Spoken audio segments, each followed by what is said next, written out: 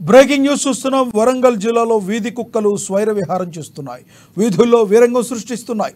Wardhannapet municipality పరిధిలో వీధి కుక్కలు 7గురిపై దాడి చేసి తీవ్రంగా గాయపరిచాయి.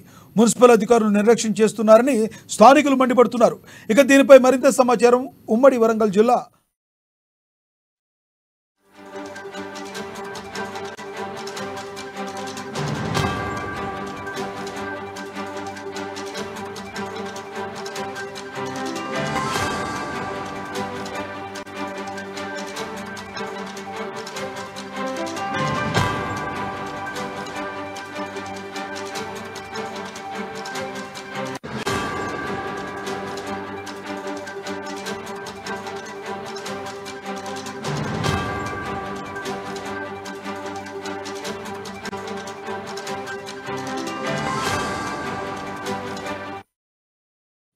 వరంగల్ జిల్లాలో వీధి కుక్కలు స్వైర విహారం చేస్తున్నాయి.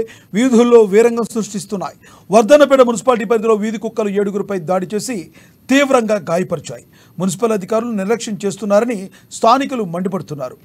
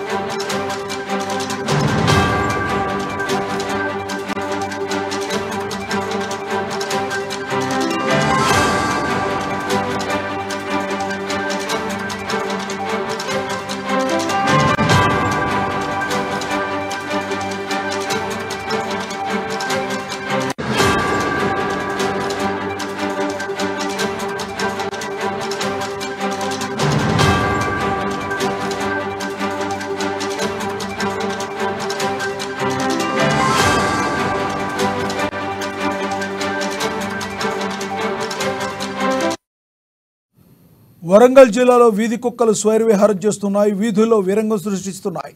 వర్ధన్నపేట మున్సిపాలిటీ పరిధిలో వీధి కుక్కలు 7గురిపై దాడి చేసి అత్యంత తీవ్రంగా గాయపరిచాయి.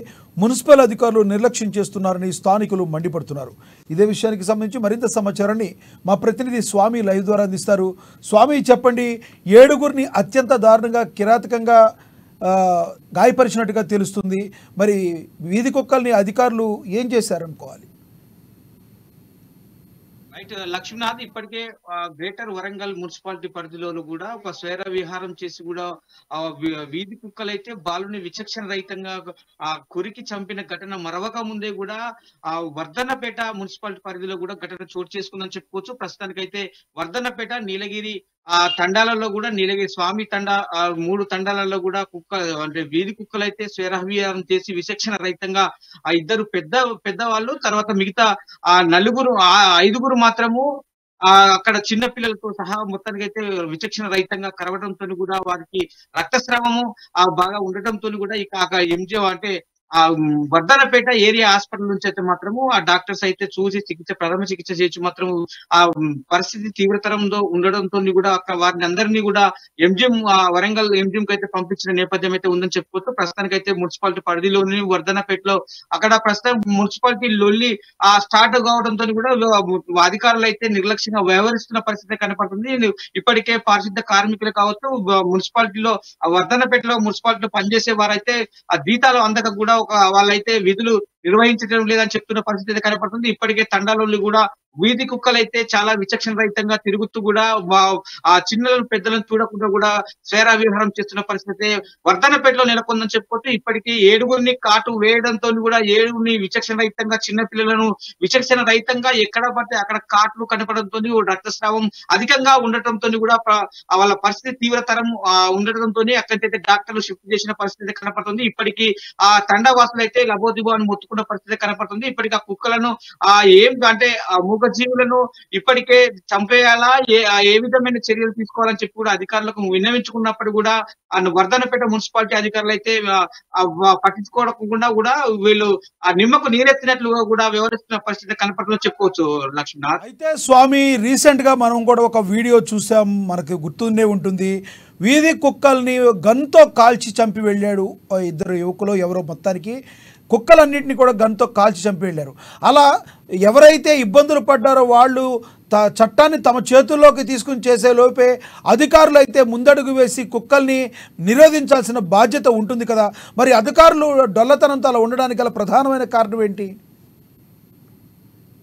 రైట్ లక్ష్మీనాథ్, మీరు అన్నట్లుగానే ఇప్పుడు చట్టాన్ని అరచేతిలో పెట్టుకొని సూర్యకాంతిని ఆపినట్టుగా చట్టాన్ని అరచేతిలో ఉంచుకుంటూ కూడా ఇవాళ మున్సిపాలిటీ అధికారులు అయితే వ్యవహరిస్తున్న పరిస్థితి కనపడుతుంది. ఎందుకంటే స్వేర విహారం చేస్తున్న రోజు రోజుకు ఆ వీధి కుక్కల దాడులు, ఊర కుక్కల దాడులు అయితే పెరుగుతున్న కొద్ది కూడా ఆ మున్సిపాలిటీ అధికారులు అయితే చట్టము పేరు చెప్పి కూడా కాల వ్యాపారం చేస్తున్న పరిస్థితి కనపడుతుందని చెప్పుకోవచ్చు. ఇప్పటికీ ఆ మున్సిపాలిటీ అధికారులు అయితే ఈ కుక్కలను అంటే చంపివేయకుండా కూడా ఇక్కడ నుంచి కూడా మూగజీవులను తరలి వేరే ప్రదేశాలలో వదిలిపెట్టి రావాలని చెప్పి కూడా వాళ్ళు అక్కడ స్థానికులు అయితే కోరుకున్న పరిస్థితి కనపడుతుంది. అది అలాంటి ఘటనలు కూడా పునరావృతం రాకుండా కూడా చూసుకోవాలని చెప్పి కూడా చెప్తున్నారు. ఇప్పటికే ఆ మున్సిపాలిటీ పరిధిలోని కూడా వీధి కుక్కల స్వేర విహారంతో కూడా చాలా వరకు అయితే తండవాసులు ఆ బొబ్బలు పెట్టుకున్న పరిస్థితి కనపడుతుంది. ఇప్పటికీ తండవాసులు అయితే చాలా భయోందోళన కూడా గురవుతున్నారు. ఎందుకంటే స్కూల్స్ అయితే ఒక పూట బడి ఉండటంతో కూడా ఉదయం 7:30 గంటలకే స్కూల్ పిల్లలు అయితే చిన్న పిల్లలు అయితే వెళ్లాల్సిన పరిస్థితి ఉంది. కానీ అలాంటి పరిస్థితులు కూడా ఏం జరుగుతుందని చెప్పి కూడా తండవాసులు అయితే బిక్కుబిక్కులో చూస్తున్న పరిస్థితి కనపడుతుంది. ఇప్పటికైనా మున్సిపాలిటీ అధికారులు స్పందించి కూడా ఈ వీధి ఊర కుక్కలం కావచ్చు లేదా వీధి కుక్కలం కావచ్చు మొత్తానికి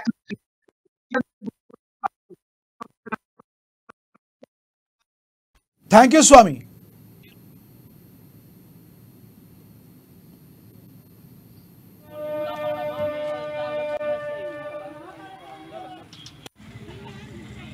మొత్తం 7 మంది రావడం జరిగింది. వచ్చిన వెంటనే వాళ్ళందరికీ TT ARV anti rabies vaccine ఇవ్వడం జరిగింది. వెంటనే వాళ్ళందరికీ సలైన్ వాటర్ తోటి సోపు తోటి క్లీన్ చేయడం జరిగింది. ఎంజిఎం సూపరింటెండెంట్ గారితో కూడా నేను ఫోన్ చేశాను. ఫోన్ చేసేసి ఎంజిఎం సూపరింటెండెంట్ గారితో ఇమ్యూనోగ్లోబిన్స్ పిచ్చి కుక్కలు కాబట్టి ఇమ్యూనోగ్లోబిన్స్ కంపల్సరీ వీళ్ళకి అవసరం కాబట్టి హై కాస్ట్ కాబట్టి ఈ మా 30 బెడ్ హాస్పిటల్లో అవైలబుల్గా లేదు కాబట్టి నియర్ బై ఉన్న టీచింగ్ హాస్పిటల్ ఎంజిఎం హాస్పిటల్కి వీళ్ళను రిఫర్ చేస్తున్నాము. అందరినీ ఎందుకంటే డీప్గా ఉన్నాయి కాబట్టి పిచ్చి కుక్క కాబట్టి డీప్గా ఊన్స్ డీప్గా కలిసింది కాబట్టి పిల్లలైనా పెద్దలైనా ఇమ్యూనోగ్లోబిన్స్ అవసరం కాబట్టి